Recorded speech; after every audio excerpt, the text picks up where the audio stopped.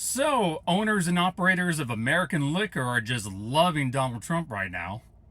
Donald Trump has chosen to go to war with Canada by enacting a 25% tariff on all goods coming from their country. So, Canada is now pulling all American liquor from store shelves, effective immediately. Within Ontario alone, it's estimated to cost about $1 billion in sales that the makers of whiskey and bourbon will not be seeing. Given how completely batshit crazy this all is, I think Justin Trudeau said it best. Today, the United States launched a trade war against Canada, their closest partner and ally, their closest friend. At the same time, they're talking about working positively with Russia, appeasing Vladimir Putin, a lying, murderous dictator. Make that make sense. Now, it's not in my habit to agree with the Wall Street Journal, but Donald, they point out that even though you're a very smart guy, this is a very dumb thing to do.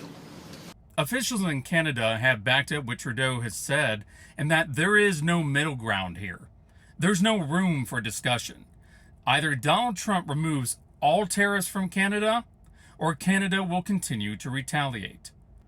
And this is just Canada we're talking about. We haven't even gotten to Mexico and China. Nothing about this is good for our economy, and every Republican senator knows that, but they're not going to say it because they're so far up Trump's ass that you can't tell where they end and he begins. It reminds me of what Donald Trump said in his State of the Union address. He said, "I'm just getting started." And none of this makes sense. Starting wars and cutting off aid to our allies doesn't make sense.